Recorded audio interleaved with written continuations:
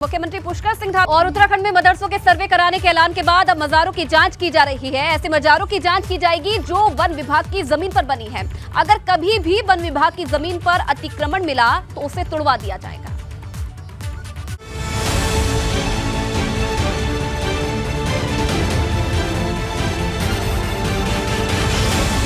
उत्तराखंड में अब वन विभाग की जमीन पर बने धार्मिक स्थलों का चिन्हीकरण करने की कवायद चल रही है। मदरसों के सर्वे कराने के ऐलान के बाद वन विभाग की जमीनों पर बनी मजारों को भी हटाने की तैयारी है। प्रमुख वन संरक्षक उत्तराखंड विनोद कुमार सिंघल ने मुख्य वन संरक्षक गढ़वाल और कुमाऊं के धार्मिक स्थलों का चिन्हीकरण करने के आदेश दिए हैं।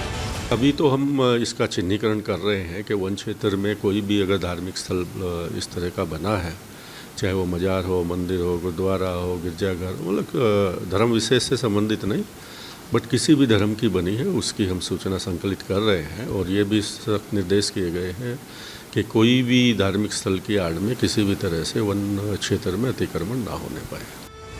वन विभाग की जमीन पर कई जगह धार्मिक स्थल बना दिए गए हैं। मामला धर्म से जुड़ा है, इसलिए वन विभाग चुप्पी साधे हुए था, मगर सरकार के एक्शन में आने के बाद वन विभाग के अधिकारी भी हरकत में आ गए हैं। हमने तो अभी तो चिन्हीकरण के ही निर्देश दिए हैं कि एक बार जब पूरी सूचना संकलित हो जाएगी तब इसका निर्णय फिर राज्य सरकार के स्तर पर लिया जाएगा। जो भी निर्णय लिया जाएगा तदनुसार कार्रवाई की जाएगी। वन विभाग अब अभियान चलाएगा जिसमें जंगल के आसपास बने धार्मिक स्थलों को देखा जाएगा। अगर कोई धार्मिक स्थल वन विभाग की जमीन पर बना होगा तो उसे हटा दिया जाएगा। अभी तक जांच में पता चला है कि वन विभाग की जमीन पर 100 से ज्यादा धार्मिक स्थल बने हैं, मगर बड़ा सवाल यह है कि लोगों के विरोध के बीच क्या अधिकारी एक्शन ले पाएंगे। एबीपी गंगा के लिए देहरादून से विनोद कुमार की रिपोर्ट। का आज जन्मदिन है और आज पूरे प्रदेश भर में संकल्प दिवस के रूप में मनाया जा रहा है और इसी को लेकर सीएम धामी ने आज सुबह घंटे घर पर संकल्प दौड़ का आयोजन भी किया। सीएम धामी से खास बातचीत की है हमारे संवाददाता पंकज राणा ने। मुख्यमंत्री पुष्कर सिंह धामी जी का आज जन्मदिन है और पूरे प्रदेश भर में संकल्प दिवस के रूप में ये मनाया जा रहा है। हमारे साथ में बातचीत करते हैं और अभी उन्होंने एक संकल्प दौड़ का भी आयोजन किया है। सीएम साहब, पहले तो बहुत बधाई एबी गंगा परिवार की ओर से। और क्या संकल्प आज ले रहे हैं? संकल्प है कि हम हिंदुस्तान के श्रेष्ठ राज्यों में शामिल हों। उत्तराखंड राज्य हमारा हर तरह से तरक्की करे, हम नशा मुक्त हों, भ्रष्टाचार मुक्त हों, यहाँ पर जो हमारी रोजगार की व्यवस्था है वो अच्छी हो, हमारा पलायन रुके, उद्योग धंधे हमारे बढ़ें, हमारे राज्य में जो पर्यटन की और ऊर्जा के क्षेत्र में अपार संभावनाएं हैं, उन सभी क्षेत्रों में हम और अच्छा काम करें और अच्छा काम करके हम जो है एक तरह से मैं कहूँ कि हर प्रकार से संपन्न राज्य के रूप में आगे हमारा सारा विकास हो।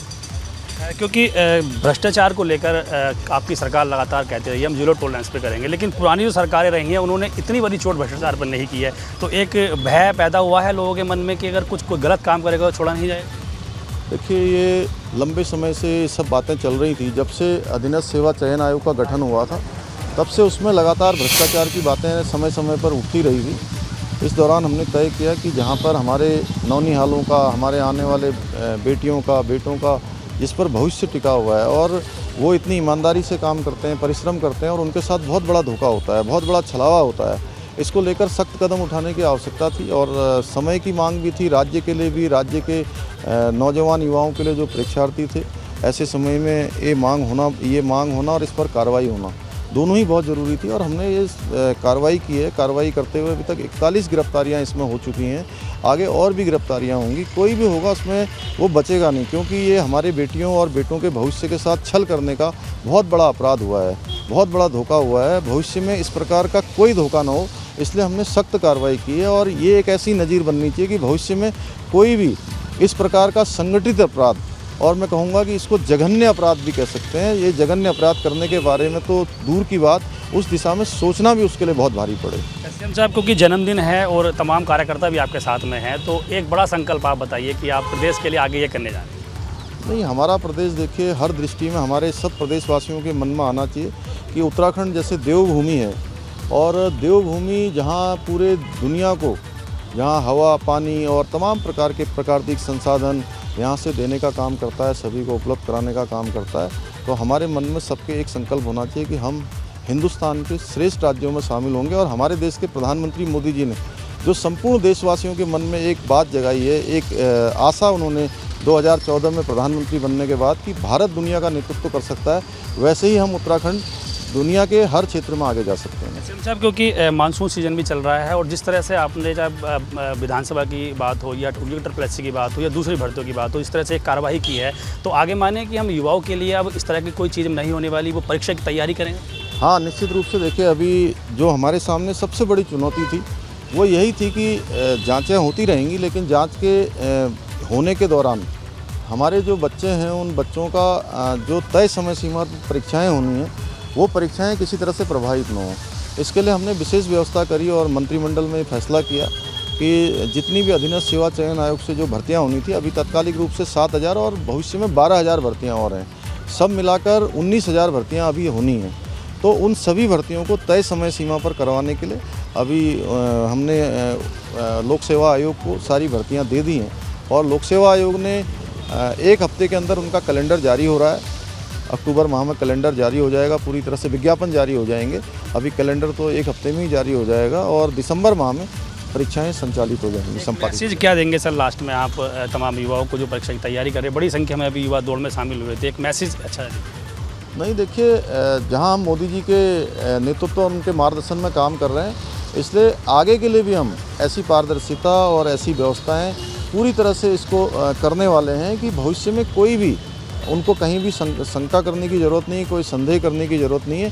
जितनी भी परीक्षाएं होंगी वो सारी निष्पक्ष होंगी, वो सबको अपनी परीक्षाओं में लगना चाहिए और अपनी तैयारियों में सब जुट जाएं, उनका सुनहरा भविष्य है और अब निष्पक्ष रूप से सबको भर्तियां मिलेंगी। इसके बाद एबीपी गंगा के साथ बातचीत करने के लिए आप तो मुख्यमंत्री पुष्कर सिंह धामी, जिन्होंने आपने सुना है कि किस तरह से वो एक मैसेज बड़ा पूरे प्रदेश के युवाओं को देना चाह रहे हैं और साफ उनका कहना है कि अब जो आगे परीक्षाएँ होंगी उनमें किसी भी तरह की कोई धांधली नहीं होगी, पूरी तरह से अब युवाओं को पारदर्शिता के साथ आगे की परीक्षा देनी होगी। देहरादून से मेरा सहयोगी निशान चौहान के साथ पंकज राणा, एबीपी गंगा। तो एक्सक्लूसिव बातचीत आपने सुनी सीएम पुष्कर सिंह धामी से हमारे संवाददाता पंकज सिंह राणा की, और देखिए कई बातों का जिक्र उन्होंने किया, संकल्प दौड़ में हिस्सा लिया। और ये तस्वीरें आप देख रहे हैं टपकेश्वर महादेव मंदिर की तस्वीरें हैं, जहां अपने जन्मदिन की शुरुआत आज पूजा अर्चना महादेव के दर्शन के साथ की है। सीएम पुष्कर सिंह धामी ने अपने परिवार के साथ टपकेश्वर महादेव मंदिर में मौजूद रहे और पूजा अर्चना यहाँ पर विशेष की गई। ये तस्वीरों में आप देखिए परिवार के सदस्यों के साथ सीएम पुष्कर सिंह धामी ने आज विशेष पूजा अर्चना की। जन्मदिन का मौका है तो हर वो कोशिश की जा रही है इस दिन को खास बनाने की। आपने तस्वीरें देखी, घंटाघर में संकल्प दौड़ में सीएम ने हिस्सा लिया, उसके बाद टपकेश्वर महादेव मंदिर में पूजा अर्चना कर रहे हैं, अपने परिवार के साथ इस वक्त मौजूद है। तो ये तस्वीरें हैं टपकेश्वर महादेव मंदिर की तस्वीर, जहां प्रदेश की खुशहाली की सीएम ने कामना की और मंदिर में अपने परिवार जनों के साथ विशेष पूजा अर्चना सीएम की तरफ से की गई। काफी खास दिन है और हर संभव कोशिश की जा रही है भाजपा कार्यकर्ताओं की तरफ से भी कि कैसे आज के दिन को खास बनाया जाए। सुबह संकल्प दौड़ का आयोजन किया गया और आज पूरे दिन भर ऐसे कार्यक्रमों का आयोजन प्रदेश भर में होना है। लेकिन ये तस्वीरें आप देख रहे हैं कैसे मुख्यमंत्री पुष्कर सिंह धामी अपने जन्मदिन को मना रहे हैं, विशेष पूजा अर्चना करके अपने परिवार वालों के साथ इस वक्त टपकेश्वर महादेव मंदिर में मौजूद है और पूजा अर्चना की जा रही है और प्रदेश की खुशहाली की कामना सीएम की तरफ से की गई। और देखिए आपने एक्सक्लूसिव बातचीत में भी सुना, हर संभव कोशिश उनकी तरफ से की जा रही है। ऐसा उन्होंने कहा कि प्रदेश के हर युवा के लिए कुछ ना कुछ वो करें और जैसे कि बहुत सारी धांधली की बात सामने आ रही है, गड़बड़ी की बात सामने आ रही है, तो उनकी तरफ से हर ये कोशिश की जा रही है कि आगे आने वाले समय में जो युवाओं का भविष्य हो वो अच्छे से रहे, किसी भी तरीके की गड़बड़ी सामने ना आए और जो भी इन गड़बड़ियों में सामने आ रहे हैं, भ्रष्ट अधिकारी सामने आ रहे हैं, जो भी धांधली में लिप्त हैं अधिकारी, उन पर कार्रवाई की जाए। सख्त से सख्त कार्रवाई का भी भरोसा युवाओं को दिया गया है सीएम की तरफ से। और आज जन्मदिन है और देखिए सीएम पुष्कर सिंह धामी से जुड़ी हुई खास बातें भी आप अपने ग्राफिक्स के जरिए देख सकते हैं अपने टीवी स्क्रीन पर। 2021 में उत्तराखंड के मुख्यमंत्री बने थे पुष्कर सिंह धामी और पुष्कर सिंह धामी का 2.0 कार्यकाल ये है। 2002 में दूसरी बार उत्तराखंड के मुख्यमंत्री बने। 16 सितंबर 1975 को पुष्कर सिंह धामी का जन्म हुआ। ये पुष्कर सिंह धामी के जीवन से जुड़ी हुई कुछ खास बातें। लखनऊ विश्वविद्यालय से छात्र राजनीति में उन्होंने कदम रखा। धामी एबीवीपी के यूपी प्रदेश महासचिव भी रहे। उत्तराखंड के सीएम भगत सिंह कोश्यारी के ओएसडी भी रह चुके हैं। 2002 से 2008 तक 2 बार भाजपा युवा मोर्चा के प्रदेश अध्यक्ष रहे। 2021 में उत्तराखंड के मुख्यमंत्री बने पुष्कर सिंह धामी और 2022 में एक बार फिर से जनता ने उन पर विश्वास जताया और 2022 में दूसरी बार मुख्यमंत्री बने हैं। धामी सरकार का 2.0 का ये कार्यकाल है। आज विशेष मौका है, जन्मदिन है। ये तस्वीरें भी आपको दिखा रहे हैं कैसे आज पूरे दिन भर कार्यक्रमों का आयोजन किया जाना है। उनके जन्मदिन के मौके पर हर पल पल की तस्वीर, हर कार्यक्रम की तस्वीर एबीपी गंगा आपको सबसे पहले दिखा रहा है। और जैसे कि आपको बताया, तस्वीरें भी सुबह आपको दिखाई कैसे अपने दिन की शुरुआत उन्होंने की, क्योंकि कार्यकर्ता भी देखिए अपनी तरफ से कोशिश कर रहे हैं कि उनके इस दिन को और खास बनाया जाए। और इसीलिए आज तमाम जगहों पर प्रदेश के अलग अलग जिलों में संकल्प कार्यक्रम का आयोजन किया जा रहा है। सबसे पहली शुरुआत हुई घंटाघर से, देहरादून के घंटाघर से। यहाँ पर संकल्प दौड़ का आयोजन हुआ। खुद मुख्यमंत्री पुष्कर सिंह धामी इस दौरान लोगों के बीच में मौजूद रहे। तस्वीरें भी आपको दिखाई थी कैसे बड़ी संख्या में जो छात्र थे वो भी, हर किसी के चेहरे पर उत्साह नजर आ रहा था। हर कोई उत्साहित था सीएम पुष्कर सिंह धामी से मिलने के लिए, उनको इस खास मौके पर बधाई देने के लिए। और उतनी ही सादगी के साथ सभी का अभिवादन सीएम पुष्कर सिंह धामी ने स्वीकार किया अपने इस जन्मदिन के मौके पर। और अब ये भी खास तस्वीर है, विशेष तस्वीर है। थोड़ा समय जो आज मिला है अपने कामकाज से वो अपने परिवार वालों के साथ उसे बिता रहे हैं। और टपकेश्वर महादेव मंदिर इस वक्त पहुंचे, पूजा अर्चना की।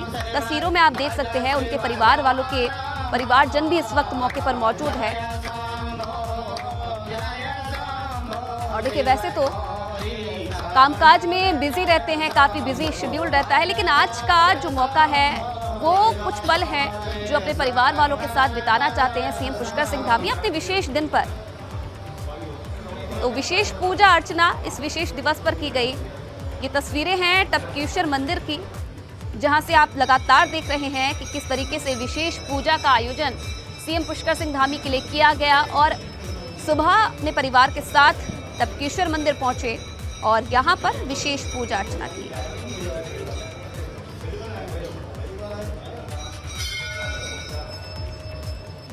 सादगी के लिए जाने जाते हैं मुख्यमंत्री पुष्कर सिंह धामी और वही अंदाज उनका आज भी देखने को मिल रहा है।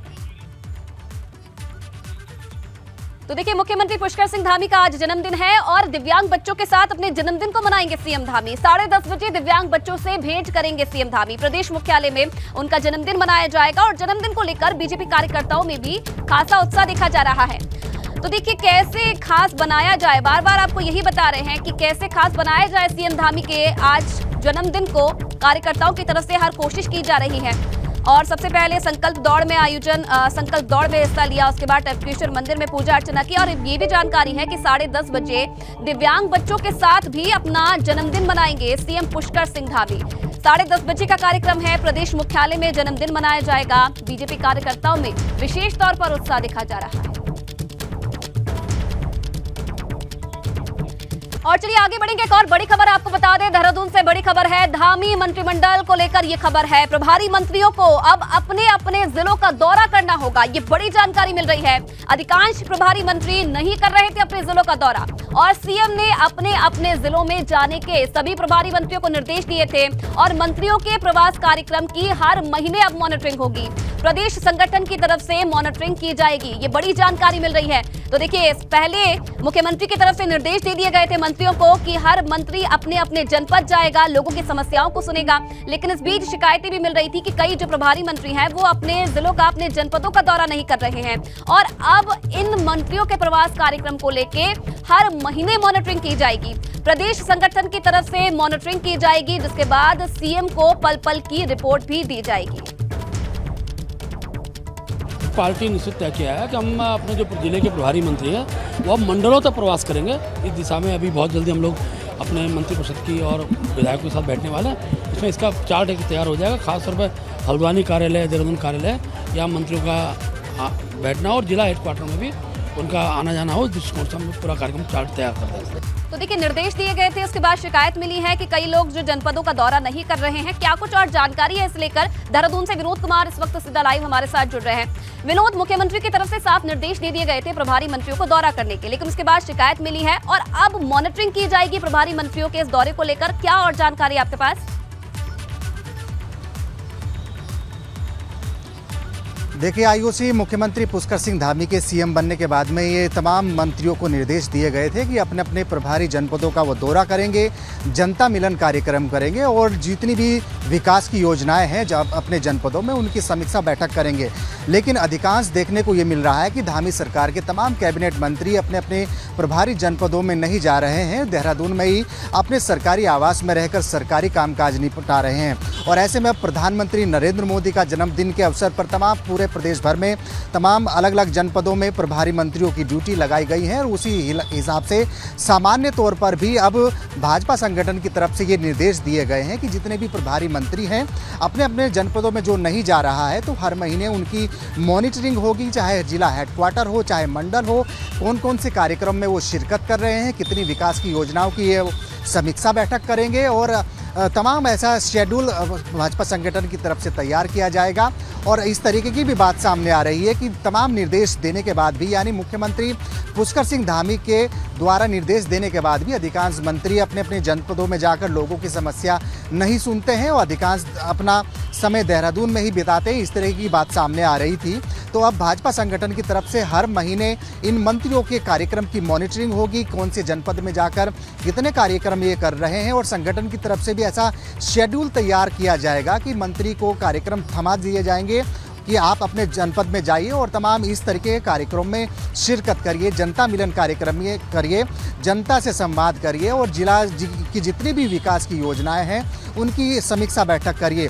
साफ तौर पर ये मानिए कि मुख्यमंत्री पुष्कर सिंह धामी के तमाम कैबिनेट मंत्री इस बात से बिल्कुल खपा है कि आखिरकार उनको जनपदों में भी जाना है, लोगों की समस्याएं भी सुननी है, विकास की योजनाओं की समीक्षा बैठक भी करनी है। और अधिकांश ये भी देखने को मिल रहा है कि जितने भी उत्तराखंड सरकार के तमाम कैबिनेट मंत्री हैं वो अधिकांश देहरादून में ही अपने आवास में रहते हैं और वहीं पर लोगों की समस्या सुनते हैं, लेकिन प्रभारी जनपदों में वो जाने का बिल्कुल उनका मन नहीं होता है। इस तरीके की चीज़ें देखने को मिल रही है।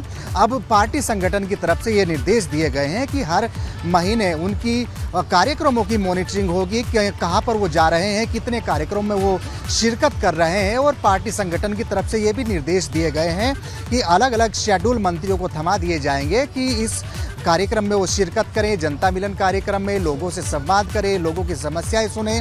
तमाम इस तरह की चीज़ें सामने आ रही थी, उसको देखते हुए अब तमाम निर्देश प्रभारी मंत्रियों को दिए गए हैं। और अगर बात करें तो प्रधानमंत्री नरेंद्र मोदी का कल जन्मदिन है, तो जन्मदिन के अवसर पर ही पूरे प्रदेश भर में अलग अलग जनपदों के, यानी जिस जनपद का प्रभारी मंत्री है उनकी ड्यूटी लगाई गई है। जिला हेडक्वार्टर में जाकर लोगों से बातचीत करिए और जन्मदिन को भव्य बनाने और लोगों के बीच में जाकर केंद्र सरकार की उपलब्धियों को गिनाने का काम प्रभारी मंत्री करेंगे। और इसके अलावा अगर सामान्य तौर पर देखें कि मुख्यमंत्री बनने के बाद में सीएम धामी ने तमाम निर्देश प्रभारी मंत्रियों को दिए थे कि अपने अपने जनपदों में जाकर अधिकांश वो समय बिताएंगे। जब तक ये लोग जनता के बीच में नहीं जाएंगे तो कैसे उनकी समस्याओं को समझ पाएंगे। बहुत जरूरी है कि मॉनिटरिंग इन सबकी की जाए। बहुत धन्यवाद आपका तमाम जानकारी देने के लिए। बड़ी खबर आपको बता दें, मदरसों के सर्वे पर बोले हैं पूर्व सीएम त्रिवेंद्र सिंह रावत। धर्म के नाम पर बहुत गलत काम होते हैं और धर्म के नाम पर कोई गलत काम ना हो, इसलिए सर्वे हो रहा है। तो आपको बता दें कि उत्तर प्रदेश की तर्ज पर अब उत्तराखंड में भी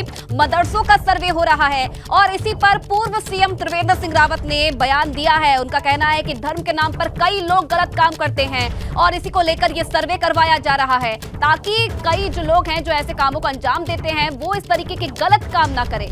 तो मदरसों के सर्वे पर पूर्व सीएम त्रिवेंद्र सिंह रावत का ये बड़ा बयान। मदरसों के सर्वे पर बोले हैं पूर्व सीएम कि कई जो लोग हैं मदरसों की आड़ में गलत काम करते हैं, धर्म के नाम पर बहुत गलत काम होते हैं और इसीलिए ये सर्वे करवाया जा रहा है। कई बार ये देखने में आया है कि जो धार्मिक स्थल है उनका दुरुपयोग हुआ है। अनेक उदाहरण मेरे सामने हैं जिनको मैं जानता हूं कि धार्मिक स्थलों की आड़ में जो अवांछित तत्व होते हैं, उनका दुरुपयोग किया जाता है। और कई बार ये देखने में आया है कि जो धार्मिक स्थल है उनका दुरुपयोग हुआ है। अनेक उदाहरण मेरे सामने हैं जिनको मैं जानता हूं कि धार्मिक स्थलों की आड़ में जो अवांछित तत्व होते हैं, उनका दुरुपयोग किया जाता है। वो सक्रिय रहते हैं, उनको उसको एक प्रोटेक्शन वाल के रूप में उसका इस्तेमाल करते हैं। अगर सरकार निगाह रखती है, वैसे तो पहले भी हमेशा रखा जाता है, अगर आप पुलिस थाने में जाएंगे तो उनके पास एक एक धार्मिक स्थल का सूची होती है, कहाँ कहाँ पर धार्मिक स्थल है, चाहे वो किसी भी धर्म के हो सकते हैं। इसलिए उसको अन्यथा नहीं देखा जाना चाहिए, उसको इसी रूप में देखा जाना चाहिए कि सरकार का दायित्व है कि वो देखे कि कहाँ पर क्या हो रहा है।